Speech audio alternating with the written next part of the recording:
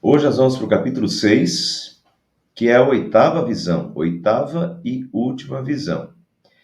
Bom, no capítulo 2 ou 3 já tinha aparecido os cavalos também, mas não necessariamente tem ligação, tá? Então essa daqui é a oitava visão, oitava e última visão de Zacarias.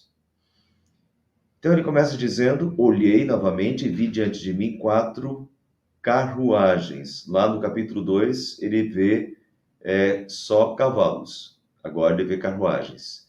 No capítulo 2, ele vê cavalos parados. Agora ele vê carruagens em andamento. Então olhei novamente e vi diante de mim 4 carruagens que vinham saindo do meio de 2 montanhas de bronze. Bom, vamos ver o que a gente pode interpretar disso. Um pouco de noções de interpretação bíblica. Primeiro que nas profecias, o número 4 aparece relacionado a toda a terra. Apocalipse, capítulo 7, versículo 1 diz: depois disso vi 4 anjos em pé nos 4 cantos da terra, segurando os 4 ventos da terra, para que nenhum vento soprasse sobre a terra. Então aqui dá para ver claramente que é a terra como um todo, simbolizada pelos 4 pontos cardeais: norte, sul, leste, oeste. Então, normalmente, quando a gente vê, principalmente nas profecias, que é uma linguagem mais simbólica, quando aparece 4 nas narrativas ou em livros históricos, é 4 mesmo, né? São 4 reis, são 4 reis. Agora, nas profecias, quando entra uma linguagem, às vezes, um pouco mais simbólica, daí, geralmente, o 4 está relacionado aos 4 pontos cardeais, né? E simbolizando toda a terra. E aqui em Apocalipse isso fica bem claro, né? Depois disso vi 4 anjos em pé nos 4 cantos, os 4 cantos da terra. Então, simbolizando a terra como um todo. Então, ele vê 4 carruagens. As carruagens na Bíblia frequentemente aparecem ligadas à ação militar e ao juízo divino. Em Jeremias, que é bem interessante olhar para Jeremias, porque Jeremias foi um profeta que foi exilado. A questão aqui, eles acabaram de voltar do exílio. Jeremias foi levado para o exílio. Então, Jeremias é dessa época. E em Jeremias, capítulo 45, versículo 9 e 10, diz: avancem cavalos, corram furiosamente carros de guerra, porque este dia é o dia do Senhor, o Senhor dos Exércitos, dia de vingança contra os seus adversários. Aqui não parece ser, não é uma guerra física, não é com cavalos de verdade, mas é o dia do Senhor. E o dia do Senhor sempre está relacionado a um dia de juízo, é o dia do juízo final, por exemplo. O dia do Senhor muitas vezes está relacionado ao juízo final. Mas quando fala do dia do Senhor, é um dia em que Deus está exercendo julgamento e muitas vezes juízo. Então, aqui em Jeremias, torna a repetir, é da mesma época.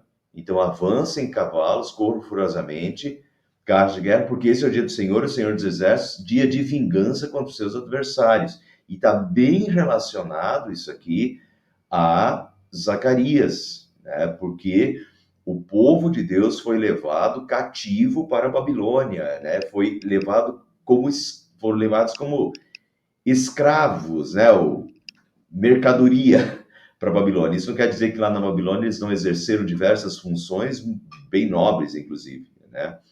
Mas eles foram escravizados, quer dizer, eles foram tirados da sua terra e foram levados para a Babilônia para servir lá na Babilônia, né, aos interesses do império.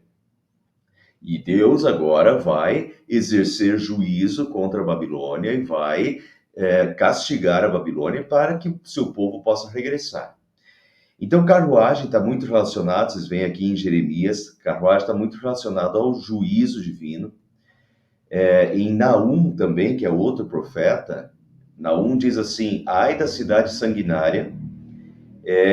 Nesse caso aqui de Naum, Naum é um profeta que profetiza contra o reino depois sobre o reino do norte, e o reino do norte foi invadido por Nínive, pelos assírios.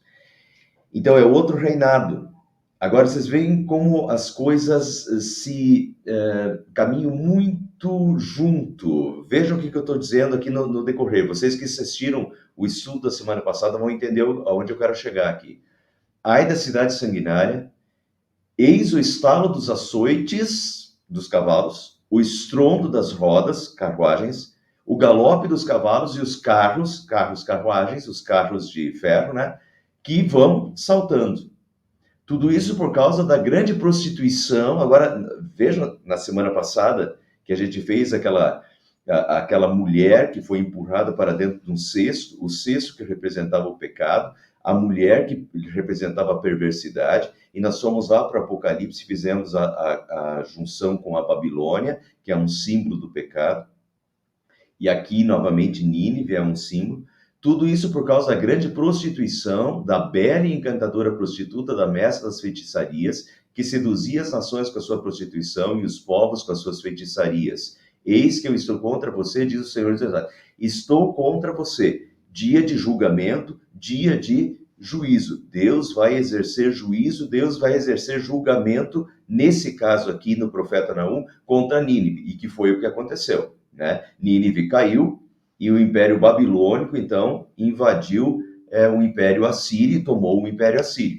Assim, da mesma forma, depois de muitos anos, Deus diz que Deus vai exercer juízo, e daí com Jeremias, Deus vai exercer juízo agora contra a Babilônia, né? E que foi o que aconteceu novamente. Então, essas carruagens estão ligadas à ação militar e ao juízo de Deus, ao julgamento de Deus, a Deus realmente julgando as nações. E as duas montanhas que ele vê, as duas montanhas de bronze provavelmente simbolizavam as duas colunas de bronze na entrada do templo, já que o contexto de Zacarias é o contexto de reconstrução do templo. Em Jeremias 52:17 diz que os babilônios quebraram as colunas de bronze e então levaram todo o bronze para a Babilônia. Essas colunas eram bem na entrada do templo, né, caracterizando a entrada do templo, o templo que é a casa do Senhor. Então, os babilônios quebraram o templo físico, né, simbolizando ali pelas colunas, símbolo da presença e do trono de Deus na terra, era o templo. Mas Deus continua vivo em seu trono celeste, cujo templo físico é apenas uma representação. A gente vê isso lá em Hebreus, na carta aos Hebreus, bem claramente, que o templo era apenas uma representação da habitação celeste de Deus. Então Deus continua vivo em seu trono celeste, do qual agora envia os seus exércitos para cumprir a sua vontade. Então provavelmente esse é o simbolismo aí dos dois montes por trás. A primeira carruagem estavam atrelados cavalos vermelhos, a segunda cavalos pretos, a terceira cavalos brancos e a quarta cavalos malhados. Embora seja praticamente a mesma linguagem do Apocalipse, não dá para fazer uma ligação direta com o texto de Apocalipse. E eu nem quero fazer muito a ligação com a cor dos cavalos também. Talvez a gente até pudesse fazer. O vermelho simboliza a guerra, o preto simboliza a morte. Tem a ver com o julgamento, com o juízo de Deus. Mas, especificamente nesse texto aqui, eu não quero fazer essa junção, porque Zacarias vai perguntar pela interpretação. Então, ele diz que tinha, né, essas carruagens estavam atrelados cavalos vermelhos, a segunda cavalos pretos, a terceira cavalos brancos e a quarta cavalos malhados. Todos eram vigorosos. Perguntei ao anjo que falava comigo, o que representam esses cavalos atrelados, meu Senhor? Então Zacarias pede a interpretação de Deus, e Deus lhe diz, o anjo me respondeu, esses são os 4 espíritos dos céus que acabam de sair da presença do soberano de toda a terra. São os 4 espíritos dos céus que acabam de sair da presença do soberano da tua terra. A palavra espíritos aqui, em hebraico, é a mesma palavra usada para o Espírito Santo, que é Ruach. Portanto, sob a ordem de Deus Pai e sob a ação do Espírito Santo, a vontade de Deus será cumprida. Esses espíritos acabam de sair da presença do soberano de toda a terra. Quer dizer, eles já saíram. As coisas já estão em movimento. Quando Deus fala, as coisas já começam a acontecer e já se põe em movimento a vontade de Deus para ser cumprida. E vocês vão ver, a gente já sabe, né? Eles ainda não sabiam totalmente, mas quando Deus faz isso, quando Deus entra em movimento e se coloca em movimento e manda que os espíritos, né, saiam da sua presença para cumprir a sua vontade, o Império Babilônico rui em questão de pouco tempo. O Império Persa veio e conseguiu dominar o grande Império Babilônico em pouquíssimo tempo. Quando Deus põe a sua palavra, a sua ordem em movimento, as coisas acontecem. Observação aqui que os cavalos não são montados por nenhuma pessoa. É uma ação totalmente divina. Isso a gente tem que aprender, pessoal. A gente tem que aprender porque a gente é muito centrado na gente mesmo. A gente confia muito. A gente diz, eu já falei isso na semana passada, né? A gente diz que confia em Deus. E a gente confia em Deus. Eu acredito que a gente confia em Deus. Mas a gente diz que confia em Deus de todo o coração, mas olha, a gente diz isso, mas a gente geralmente confia nas nossas capacidades, a gente confia na nossa força, a gente confia no nosso dinheiro e às vezes a gente vê isso que quando a gente tem esse conjunto de fatores, está tudo bem, né? Agora, quando falta dinheiro, quando falta capacidade, quando falta tudo, daí vem o desespero. Daí a gente nota que, na verdade, estava confiando mais na capacidade, na inteligência, no dinheiro, nas posses, nas circunstâncias, do que em Deus. E a gente tem que aprender isso, sempre foi assim. Não é, não tem nenhum ser humano montado nas carruagens para. Deus não precisa dos seres humanos para executar a sua vontade, para fazer o que ele deseja. Isso nos leva a realmente nos colocar inteiramente nas mãos de Deus e confiar nele de todo o coração, de toda a alma, de todas as forças, de todo o entendimento. Confiar em Deus acima de tudo, né? Não vamos desprezar a nossa inteligência, não vamos desprezar o dinheiro, mas colocar confiança em Deus. Deus não precisa de nós para fazer as coisas. Deus faz. Deus é Deus, né? A carruagem puxada pelos cavalos pretos vai em direção à terra do norte. A que tem cavalos brancos vai em direção ao ocidente. Coloquei uma flechinha ali, porque se vocês olharem nas nossas Bíblias, lá no pé de página, se vocês olharem essa passagem, já vai aparecer a letrinha F, se não me engano, no nosso texto. E daí lá embaixo vai fazer uma observação, que os cavalos brancos vão atrás deles, quer dizer, eles estão indo para o norte também. Tá? Então, para o norte vão os cavalos pretos e também vão os cavalos brancos. Das 4 carruagens, 2 carruagens vão para o norte. E eu já vou falar para vocês, vou revelar o segredo logo, que está no norte é a Babilônia. 2 carruagens já vão direto para o norte, para onde o povo de Deus estava exilado, né? Aqui tem cavalos malhados, vai para a terra do sul. Os vigorosos cavalos avançavam, impacientes por percorrer a terra, e o anjo lhes disse: percorram toda a terra, e eles foram cumprir a palavra de Deus, a vontade de Deus. Então ele me chamou e disse: veja, os que foram para a terra do norte deram repouso ao meu espírito naquela terra. Então no norte estava a Babilônia, e o exército de Deus já derrotou o inimigo e estabeleceu a paz. Notem então que Deus se coloca em movimento, os espíritos de Deus já saíram, aqueles 4 espíritos já saíram, quer dizer, Deus já está em movimento, e também já vem a notícia de que veja, os que foram para a terra do norte deram repouso ao meu espírito naquela terra, a terra já repousa em paz. Ou seja, a palavra de Deus já se cumpriu, a palavra de Deus já aconteceu. Devemos lembrar que Zacarias profetiza a volta do povo de Deus exilado na Babilônia. Esse texto aqui de Zacarias mostra a ação de Deus em derrubar a Babilônia e, sob o Império Persa, dar paz ao povo, permitindo que eles voltem a Jerusalém e reconstruam o templo. Foi o que Deus fez. A gente olha de uma perspectiva humana um império invadindo o outro, e o outro depois invadindo o outro e tomando tal.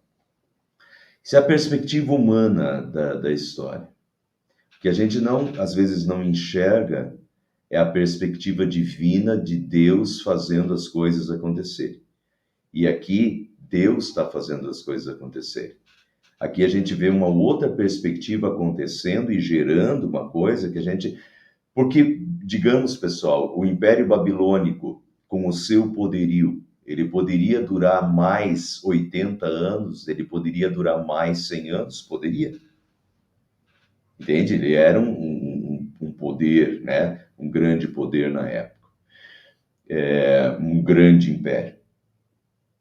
A questão de ele ruir em pouco tempo realmente é uma ação gerada por Deus, e daí Deus é o rei de todas as nações, de todos os povos, e quando Deus quer que o seu povo possa voltar para reconstruir Jerusalém e reconstruir o templo, Deus antecipa as coisas, e Deus faz as coisas acontecerem, e Deus, de uma hora para outra, permite que os persas reforcem os seus exércitos e agora entrem na Babilônia, dominem a Babilônia e permitam que o povo de Deus volte em paz. Ciro invadiu a Babilônia, a cidade da Babilônia, conquistou a Babilônia em 536, em 535, porque ele está numa contagem regressiva até o ano zero, né? Então, um ano depois, ele conquista a Babilônia, um ano depois, ele já permite que os judeus voltem. Estão entendendo a questão? Tem uma ação divina. A história é contada da perspectiva humana sem Deus. Tem uma outra perspectiva, que é a ação de Deus na história, e que às vezes a gente não nota, mas aqui a gente tem a ação de Deus. É Deus quem gera, e Deus gera as coisas em favor do seu povo. E o Senhor me ordenou: tome prata e ouro dos exilados Eldai, Tobias e Gedaías, que chegaram da Babilônia. Vamos só lembrar o início de Esdras. Esdras capítulo 1, versículo 5, diz que os chefes das famílias das tribos de Judá e de Benjamim se aprontaram para ir a Jerusalém e construir de novo o templo do Senhor. Todos os seus vizinhos os ajudaram, dando-lhes vasilhas de prata e de ouro. Então, esses exilados, eles trouxeram da Babilônia prata e ouro e ofereceram para a reconstrução do templo, que é a questão aqui com Zacarias, de reconstruir o templo. Então aqui cita, tome o ouro, tome não é agora tomar, mas é pegar o ouro que o Eldai, Tobias e Gedaías ofereceram para o templo. Então pegue esse ouro que o Eldai, Tobias e Gedaías, que chegaram da Babilônia, estão oferecendo para o templo, e faça o que Deus quer agora. Continuando. No mesmo dia, vá à casa de Josias, filho de Sofonias, pegue a prata e o ouro, faça uma coroa e coloque-a na cabeça do sumo sacerdote Josué, filho de Jeozadai. Só lembrando aqui que nós estamos numa visão. Isso aqui tudo são visões de Deus. Então era para fazer uma coroa e colocar essa coroa na cabeça do sumo sacerdote Josué, filho de Jeozadak. Diga-lhe que assim diz o Senhor dos Exércitos: aqui está o homem cujo nome é Renovo. E ele sairá do seu lugar e construirá o templo do Senhor. Ele construirá o templo do Senhor, será revestido de majestade e se assentará no seu trono para governar. Ele será sacerdote no trono e haverá harmonia entre os dois. Bom, vamos lá. Bom, aplicando para o tempo de Zacarias, Josué era o sumo sacerdote. A gente já viu Josué aparecendo diversas vezes aqui na nossa série. Josué era o sumo sacerdote, que juntamente com Zorobabel era a parte política, era o governante, e Josué era o sumo sacerdote. Então, juntamente com Zorobabel, o governante, recebeu a incumbência de reconstruir o templo e de guiar o povo. Então, o texto diz que ele será um renovo, né? Então, ver Josué como um renovo de esperança e um escolhido de Deus, tranquilo.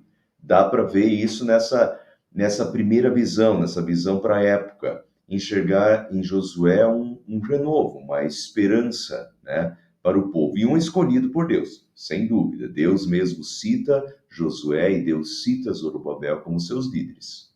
Perfeito. Mas daí a questão da coroa, o sumo sacerdote Josué foi coroado e se assentou para em majestade para governar. Em Êxodo capítulo 29, 6, se vocês não lembravam disso, estão perdoados porque nem eu lembrar. Em Êxodo 29, 6 diz: Você porá a mitra na cabeça dele e sobre a mitra a coroa sagrada. Então, o sumo sacerdote, lá no Antigo Testamento, embora a gente não tenha muitos relatos disso acontecendo no Antigo Testamento, mas está previsto em Êxodo e repetido em Levítico que você porá a mitra na cabeça do sumo sacerdote e sobre a mitra a coroa sagrada. Portanto, os sumos sacerdotes eles recebiam uma coroa sagrada. Então, quando Deus fala que é para coroar Josué, pode estar se referindo a isso aqui. Ele é o sumo sacerdote, vai ser coroado. Mas, apesar de haver o costume de colocar uma coroa na cabeça do sumo sacerdote, o modo como o texto fala da sua majestade combina mais com um rei e não com a função de Josué, que é de ser sumo sacerdote. Vejam então, no mesmo dia, vá à casa de Josias, filho de Sofonias, pegue a prata e o ouro, faça uma coroa. Coloque na cabeça do sumo sacerdote Josué, filho de Jeozadak. Beleza, até aqui está tranquilo. Diga-lhe que assim diz o Senhor dos Exércitos, aqui está o homem cujo nome é Renovo. Tranquilo. Ele sairá do seu lugar e construirá o templo do Senhor. Era a função de Josué, reconstruir o templo de Deus, que havia sido destruído em Jerusalém. Ele construirá o templo do Senhor, será revestido de majestade e se assentará em seu trono para governar. Agora complicou, porque se assentará em seu trono para governar, embora os sumos sacerdotes recebessem uma coroa em cima da mitra, eles não governavam. Então aqui está um pouquinho estranho. Será revestido de majestade, se assentará em seu trono para governar, ele será sacerdote no trono? Epa! E haverá harmonia entre os dois, rei e sacerdote na mesma pessoa? Mas Zorobabel, Deus já falou de Zorobabel nos capítulos anteriores, então como é que fica essa questão? Aí fica tumultuado. Fica complicado. Notem que é uma visão, não é uma coisa que aconteceu de fato, é uma visão que Josué, que Zacarias tem. E nessa visão, parte disso fica claro, a questão da reconstrução do templo, de Josué ser o sumo sacerdote, de ele ser um ungido de Deus para fazer isso. Isso dá para perceber. Mas ao mesmo tempo tem partes desse texto que não combinam com a função sacerdotal, que é função real, mas não tinha essa confusão. Rei é rei, sacerdote é sacerdote. Aqui parece que tem dois em um, uma mistura de coisas que não acontecia no Antigo Testamento. Então vamos lá. Aqui, pessoal, vamos relembrar. Zacarias está vendo tudo numa mesma visão, mas tem a aplicação para aquela época, tem a aplicação para a primeira vinda de Cristo, tem a aplicação para a segunda vinda de Cristo numa mesma visão que Deus dá. E essa visão aqui, ela é muito, dá para ver nitidamente de novo as dimensões da profecia. Parte disso a gente consegue ver se cumprindo em Josué de fato, mas tem partes que estão apontando para além de Josué. Então vamos lá. Primeiro que ele diz que aqui está o homem cujo nome é renovo, cujo nome é renovo. Muito estranha essa palavra, muito estranha, mas ao mesmo tempo ela é muito clara porque ela aparece em outras profecias. Jeremias 33:14, já falei que Jeremias é do mesmo período. Jeremias 33:14 diz: Eis que vem dias, diz o Senhor, em que cumprirei a promessa que fiz à casa de Israel e à casa de Judá. Naqueles dias e naquele tempo farei brotar a Davi um renovo de justiça. Portanto, ele virá da descendência de Davi, e real, linhagem real, e ele executará o juízo e a justiça na terra. É claramente uma profecia sobre o Messias, tá? E se a gente voltar um pouquinho, Zacarias capítulo 3, versículo 8, o renovo já apareceu numa visão anterior, na qual fica claro que o renovo não é Josué, é Jesus. Nele removerei o pecado num único dia, diz Zacarias 3.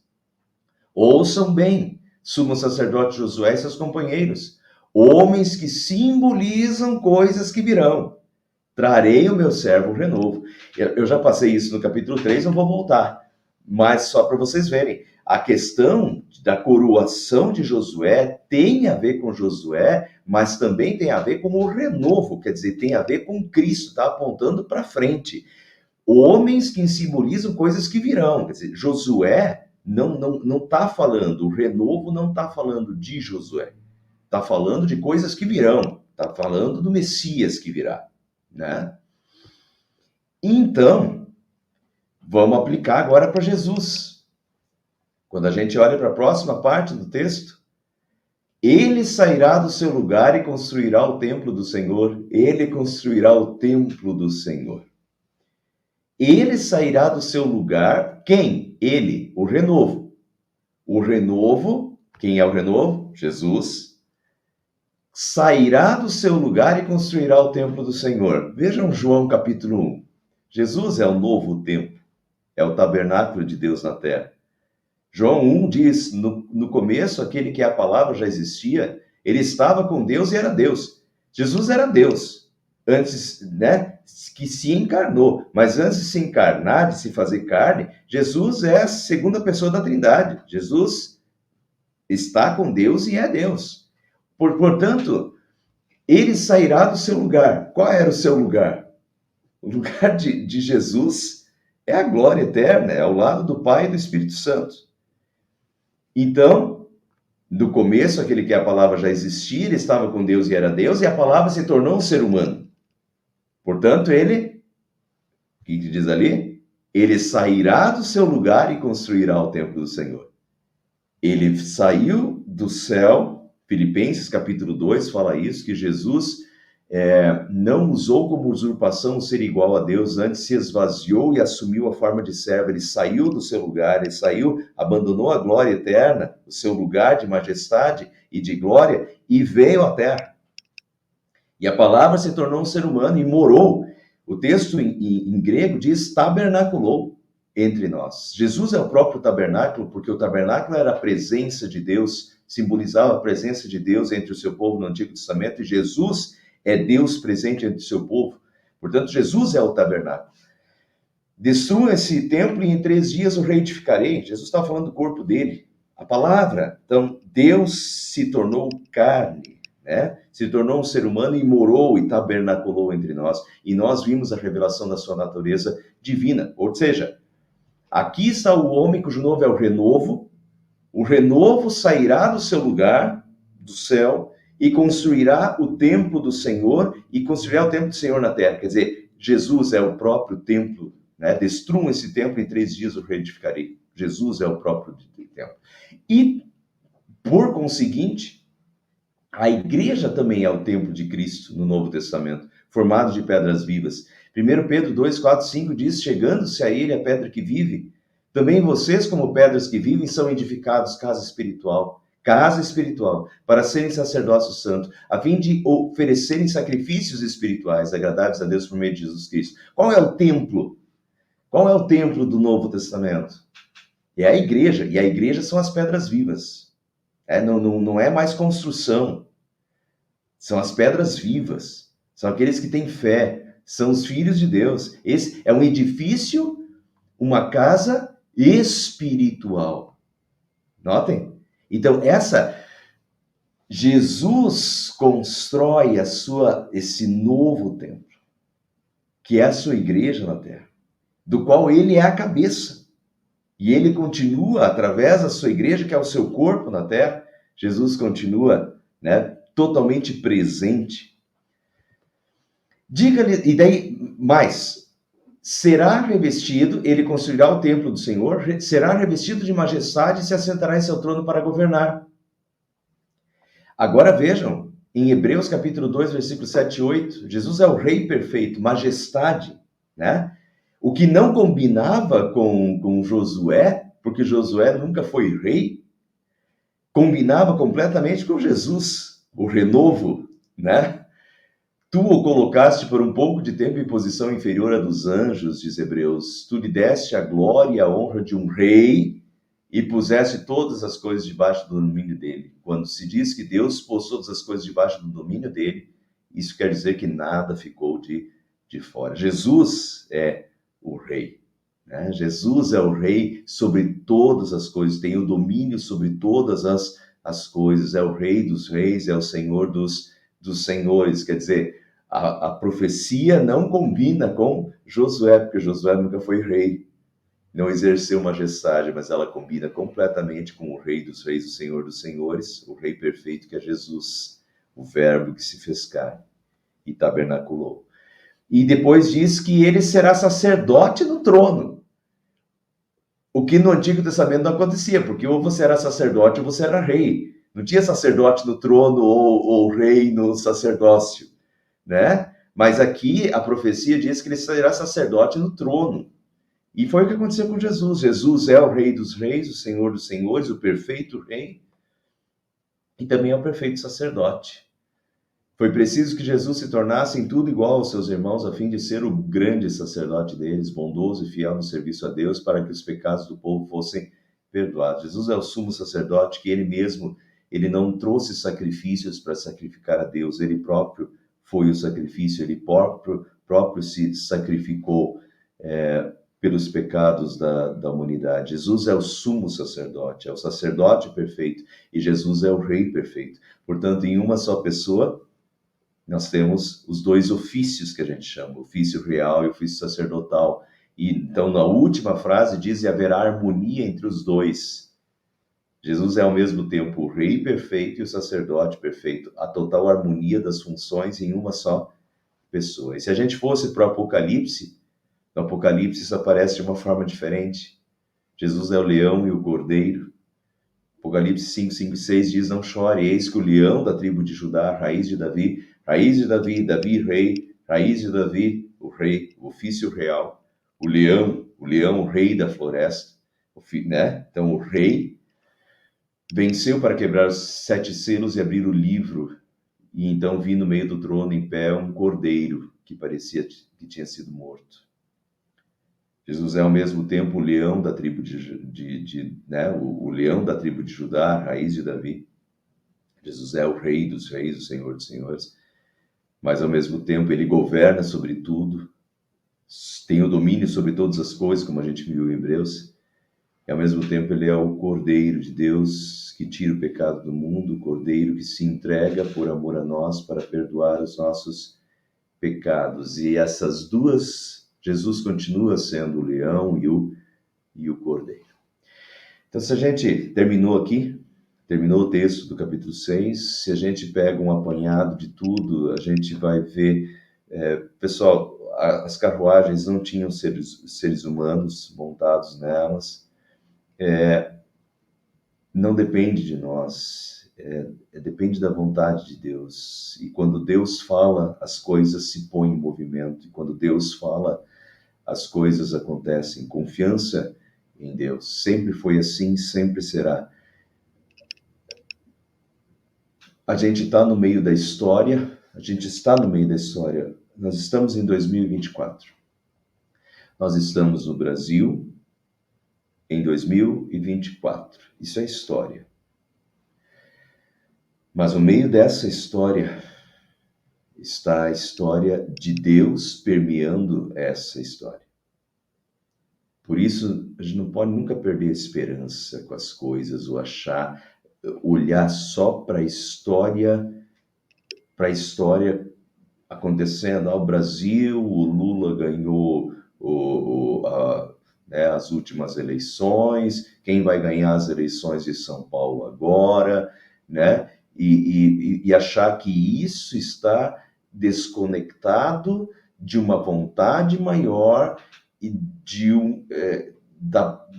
do querer de Deus e não esquecer que nós temos um Deus que é o Deus sobre tudo e sobre todos, que tem poder sobre tudo e sobre todos e sobre todos os impérios, e que quando Deus fala, as coisas acontecem independente da vontade humana. Isso, a gente continua numa tensão, não sei se vocês vão entender isso, mas isso não resolve as coisas na nossa cabeça. A gente pode perguntar, sim, mas qual é a vontade de Deus? Essa é a tensão. Qual é a vontade de Deus no meio de tudo isso? A gente não está no céu ainda, a gente está nesse mundo imperfeito, mas a gente não pode olhar para esse mundo como se tudo aqui, como se Deus não estivesse presente, como se Deus não estivesse agindo, como se Deus não fosse capaz de agir. E quando Deus fala, as coisas acontecem. É assim, sempre foi assim, é assim. E se Jó, um dia desse eu ainda quero fazer uma mensagem sobre Jó, os últimos capítulos de Jó.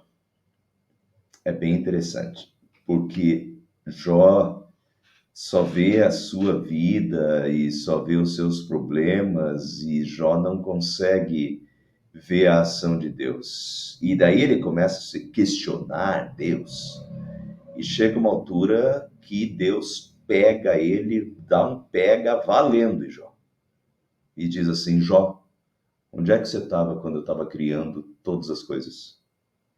Quem é você para me questionar o que eu faço e o modo como eu faço? Deus está fazendo. Às vezes a gente não consegue entender como seres humanos como é essa administração de Deus de todas as coisas, administrar um mundo que se tornou imperfeito, um mundo que está em pecado, e essa administração de Deus. Mas a gente pode ter, não pode esquecer, e pelo contrário, pode ter certeza absoluta, convicção plena de que Deus está no domínio de todas as coisas. E quando Deus quer, nada impede. E não depende da nossa vontade, não depende do que a gente faz, basta Deus dar a sua ordem.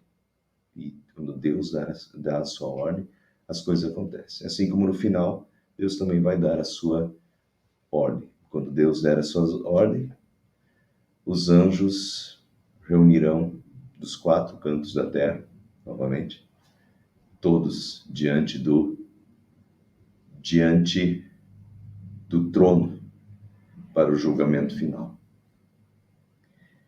Bom para nós é que quem está no trono é o leão e é o cordeiro, Jesus, o nosso Senhor, o nosso Salvador. Nós podemos dormir em paz, dormir e descansar, como disse o texto, descansar na graça de Deus em Cristo Jesus, o nosso Senhor e Salvador. Amém.